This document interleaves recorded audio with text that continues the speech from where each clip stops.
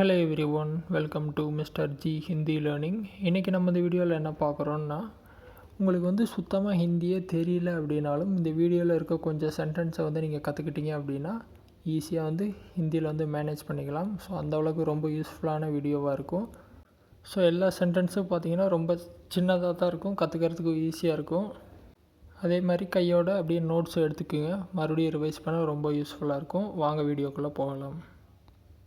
First sentence என்ன பார்க்குறோன்னு பார்த்தீங்கன்னா நமஸ்தே. So யாராவது நீங்கள் பார்க்குறீங்க, பெரியவங்களாக இருக்கட்டும் இல்லை யாரை மீட் பண்ணுறீங்களா இருக்கட்டும், முதல் வார்த்தை நம்ம என்ன சொல்லுவோம்னு பார்த்தீங்கன்னா ஹிந்தியில் நமஸ்தே. அடுத்த சென்டென்ஸ் பார்த்திங்கன்னா கியா பாத் ஹை. கியா பாத் ஹை அப்படின்னா என்ன விஷயம் அப்படின்னு சொல்லி கேட்குறது. ஸோ யாராவது ஏதாவது பேசிகிட்டு இருக்காங்க, என்ன பேசிகிட்டு இருக்காங்கன்னு கேட்கணும் அப்படின்னா கியா பாத் ஹை அப்படின்னு சொல்லி நம்ம கேட்கலாம். அடுத்த சென்டென்ஸ் என்னென்னு பார்த்தீங்கன்னா அச்சா. அச்சா அப்படின்னா என்ன அர்த்தம்னா நல்லது அப்படிங்கிற அர்த்தம். ஸோ ஏதாவது மூவி பார்க்குறீங்க, படம் நல்லா இருக்குது அப்படிங்கிறப்ப அச்சா சொல்லலாம். அதேமாதிரி ஏதாவது சாப்பாடு சாப்பிட்றீங்க, ரொம்ப நல்லா இருக்குது அப்படிங்கிறப்ப கூட அச்சா அப்படின்னு கூட சொல்லலாம். ஓகேவா? நெக்ஸ்ட்டு பார்த்தீங்கன்னா டிகே. டிகே அப்படின்னா சரி அப்படிங்கிற அர்த்தம். யாராவது ஏதாவது சொல்லிகிட்ருக்காங்க, நீங்கள் கேட்டுருக்கிறீங்க அப்படின்னா இடையில டிகே அப்படின்னு சொல்லலாம். அதாவது ஓகே அப்படிங்கிறத நீங்கள் டிகேன்னு ஹிந்தியில் சொல்லலாம். நெக்ஸ்ட்டு பார்த்தீங்கன்னா சலோ சல்தே ஹே, வா போகலாம் அப்படிங்கிற அர்த்தம். ஸோ யாராவது உங்கள் கூட வர்றாங்க, வா போகலாம், கிளம்பலாம் அப்படின்னு சொல்லுவோம் இல்லையா, அந்த டைமில் நீங்கள் இதை யூஸ் பண்ணிக்கலாம். வா போகலாம் அப்படிங்கிறத சலோ சல்தே ஹே அப்படின்னு நம்ம ஹிந்தியில் சொல்லலாம். சரியா? நெக்ஸ்ட்டு பார்த்தீங்கன்னா சம்ஜே அப்படின்னா புரிந்ததா அப்படின்னு சொல்லி கேட்குறோம்.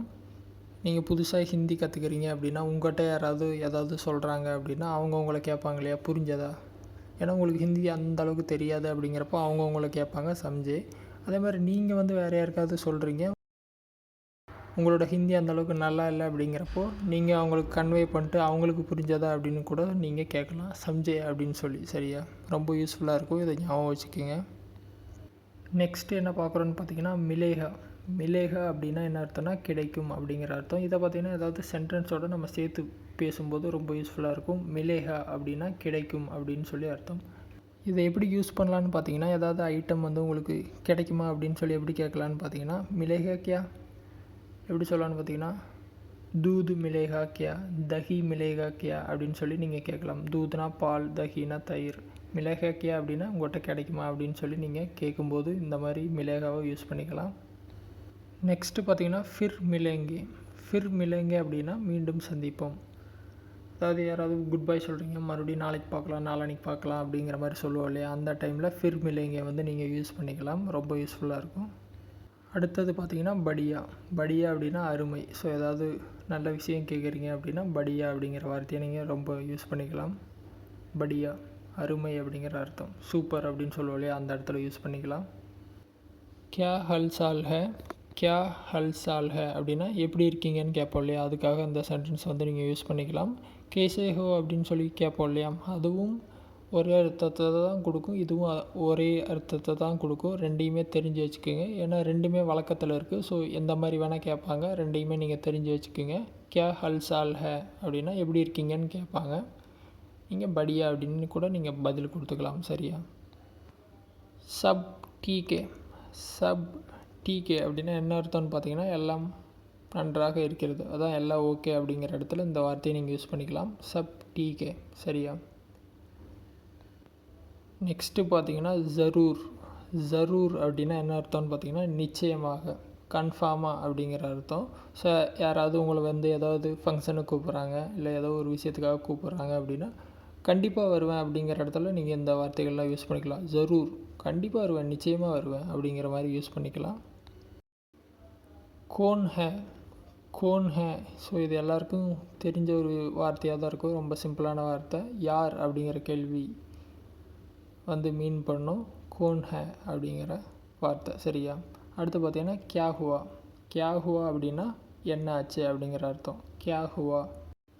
ஸோ ஏதாவது ஒரு விஷயம் நடந்துடுச்சு, நீங்கள் திடீர்னு போகிறீங்க, என்ன ஆச்சுன்னு கேட்கணும் அப்படின்னா இந்த வார்த்தையை நீங்கள் யூஸ் பண்ணிக்கலாம். கியா ஹுவா, என்ன ஆச்சு அப்படின்னு சொல்லுங்கள் அப்படிங்கிற மாதிரி நீங்கள் கேட்டுக்கலாம். சிந்தா மத் கரோ. சிந்தா மத் கரோ அப்படின்னா கவலைப்படாதீங்க அப்படின்னு சொல்லி யார்ட்டையாவது நீங்கள் சொல்லணும்னு நினச்சிங்க அப்படின்னா அந்த டைமில் இந்த வார்த்தை ரொம்ப யூஸ்ஃபுல்லாக இருக்கும். சிந்தா மத் கரோ அப்படின்னா கவலைப்படாத அப்படின்னு சொல்லிக்கலாம். சரியா? முஜே பூக் லகி ஹே. முஜே பூக் லகி ஹே அப்படின்னா எனக்கு பசிக்கிறது அப்படிங்கிற அர்த்தம். ஸோ உங்களுக்கு பசிக்குது அப்படிங்கிறப்ப யார்ட்டையாவது சொல்லணும் அப்படின்னா முஜே பூக் லகி ஹே அப்படின்னு வந்து நீங்கள் சொல்லிக்கலாம். சரியா? பூக் அப்படின்னா அந்த பசியை மீன் பண்ணும். சரியா?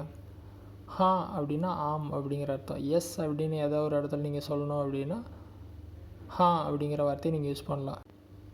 ஏதாவது இடத்துல உங்களுக்கு நோ சொல்லணும் அப்படின்னா அந்த இடத்துல நீங்கள் நகி யூஸ் பண்ணிக்கலாம். நகி அப்படிங்கிற அர்த்தம் என்னன்னு பார்த்தீங்கன்னா இல்லை அப்படிங்கிற அர்த்தம். சரியா? ஹா பில்குல். ஹா பில்குல் அப்படிங்கிறது 2 வார்த்தையை சேர்ந்தது. ஹா அப்படின்னா நம்ம ஆல்ரெடி பார்த்துருப்போம் ஆம். பில்குல் அப்படின்னா நிச்சயமாக அப்படிங்கிற அர்த்தம். ஹா பில்குல். யாராவது ஏதாவது கேட்குறாங்க, இல்லை ஏதாவது அனுப்புங்க, இந்த டேட்டில் அனுப்புங்க, இந்த டைமில் அனுப்புங்க அப்படிங்கன்னு சொல்கிறாங்க, உங்களால் அனுப்ப முடியும் அப்படின்னா ஹா பில்குல் நாங்கள் அனுப்பிச்சிருவோம் அப்படிங்கிற இடத்துல நீங்கள் யூஸ் பண்ணிக்கலாம். நெக்ஸ்ட்டு முஜே பத்தா ஹே. முஜே பத்தா ஹே அப்படின்னா என்ன அர்த்தம்னு பார்த்தீங்கன்னா எனக்கு தெரியும். உங்களுக்கு தெரியும் அப்படிங்கிற இடத்துல முஜே பத்தா ஹே இந்த விஷயம் எனக்கு தெரியும் அப்படின்னு சொல்லி நீங்கள் யூஸ் பண்ணிக்கலாம். முஜே நஹி பத்தா அப்படின்னா எனக்கு தெரியாது, இந்த விஷயம் எனக்கு தெரியாது அப்படின்னா முஜே நஹி பத்தா அப்படின்னு நீங்கள் யூஸ் பண்ணிக்கலாம். சரியா? அந்த 2 வார்த்தையும் நீங்கள் இந்த மாதிரி யூஸ் பண்ணிக்கலாம். நெக்ஸ்ட்டு பாத்மே. பாத்மே அப்படின்னா என்ன அர்த்தம்னு பார்த்தீங்கன்னா பிறகு, அப்புறமா அப்படின்னு சொல்லுவோம் இல்லையா? அப்புறமா பண்ணிக்கலாம், அப்புறமா பேசிக்கலாம் அப்படின்னா பாத்மே அப்படின்னு சொல்லி நீங்கள் யூஸ் பண்ணிக்கலாம் ஹிந்தியில். சரியா? பாத்மே. ஆஜ் அப்படின்னா இன்று அப்படிங்கிற அர்த்தம். ஆஜ் இன்று. ஓகேவா? ஆஜ் காம் ஹே அப்படின்னா இன்றைக்கி வேலை இருக்குது அப்படிங்கிற மாதிரி ஆகும். சரியா? ஆஜ் அப்படின்னா இன்று. சரியா? அதே மாதிரி கல் அப்படின்னா நேற்று, நாளை 2 விஷயத்தையுமே குறிக்கும். இது வந்து நேற்றை மீன் பண்ணுறாங்களா, நாளைக்கு மீன் பண்ணுறாங்களா அப்படின்னு சொல்லி நீங்கள் எப்படி தெரிஞ்சுக்கலான்னு பார்த்தீங்கன்னா அந்த சென்டென்ஸை வச்சு தான் நீங்கள் கண்டுபிடிக்க முடியும் ஹிந்தியில். நாளைக்கு மீன் பண்ணுறாங்களா இல்லை நேற்று நடந்ததை மீன் பண்ணுறாங்களா அப்படின்னு சொல்லிட்டு. சரியா? கல் அப்படின்னா நேற்று, நாளை 2மே மீனாகும். யஹா ஆவோ. யஹா ஆவோ அப்படின்னா என்ன அர்த்தம்னு பார்த்தீங்கன்னா இங்கே வாங்க, இங்கே வாருங்கள் அப்படிங்கிற அர்த்தம். ஸோ யாராவது இங்கே வாங்க அப்படின்னு கூப்பிடுவோம் இல்லையா, அந்த இடத்துல யஹா ஆவோ அப்படின்னு கூட நீங்கள் சொல்லலாம். இல்லை இதர் ஆவோ அப்படிங்கிற வார்த்தையை கூட யூஸ் பண்ணிக்கலாம். இதர் ஆவோ. சரியா? அதே மாதிரி பார்த்தீங்கன்னா இன்னொருத்தங்களை வந்துட்டு அங்கே போங்க அப்படின்னு சொல்லுவோம் இல்லையா, வேறு இடத்துக்கு போங்க, அங்கே போங்க அப்படின்னு சொல்லணும்னு நினச்சிங்கன்னா வஹாஞ்சாவோ. வஹா அப்படின்னா அங்கே அப்படிங்கிற அர்த்தம். வஹாஞ்சாவோ அப்படின்னு நீங்கள் சொல்லலாம். அங்கே போங்க அப்படிங்கிற மாதிரி யூஸ் பண்ணிக்கலாம். இதராவோ வஹாஞ்சாவோ அப்படின்னு நீங்கள் யூஸ் பண்ணிக்கலாம். நெக்ஸ்ட்டு பார்த்தீங்கன்னா ஜல்தி கரோ.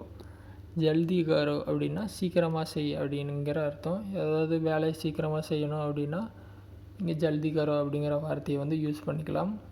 ஜல்தி கரோ அதாவது ஸ்பீடாக பண்ணு, வேகமாக பண்ணுன்னு சொல்லுவோம் இல்லையா, அந்த இடத்துல ஏ கியா ஹே அப்படின்னா இது என்ன. ஏ கியா ஹே இது என்ன அப்படின்னு கேட்கணும்னு நினச்சிங்கன்னா ஹிந்தியில் ஏ கியா ஹே யூஸ் பண்ணிக்கலாம் நீங்கள். சரியா? தன்யவாத். தன்யவாத் அப்படிங்கிறது உங்களுக்கு கன்ஃபார்ம் தெரிஞ்சிருக்கும். நன்றி, தேங்க்ஸ் அப்படிங்கிற அர்த்தம். ஸோ யாருக்காச்சும் தேங்க்ஸ் சொல்லணும் அப்படின்னா நீங்கள் தன்யவாத் யூஸ் பண்ணிக்கலாம். தன்யவாத். அடுத்து யாராவது கிட்ட சாரி சொல்லணும் அப்படின்னா எப்படி கேட்குறதுன்னு பார்த்தீங்கன்னா மாஃப் கீஜியே.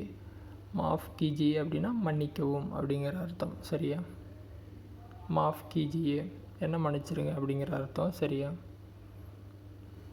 கேசே ஹோ அப்படின்னா எப்படி இருக்கிறாய். கேசே ஹோ எப்படி இருக்கிறாய். இது பார்த்திங்கன்னா கொஞ்சம் மரியாதை இல்லாமல் இருக்கும். ஸோ உங்கள் ஏஜில் இருக்கவங்கள இல்லை அதுக்கு கீழே இருக்கவங்கள வந்து இந்த மாதிரி நீங்கள் கேட்டுக்கலாம். கேசே ஹோ. ஆல்ரெடி ஒரு வார்த்தை பார்த்துருப்போம், கியா ஹல் சால் ஹே, அதுவும் சேம் மீனிங் தான் கொடுக்கும். சரியா? நெக்ஸ்ட்டு பார்த்தீங்கன்னா தீரே போலோ.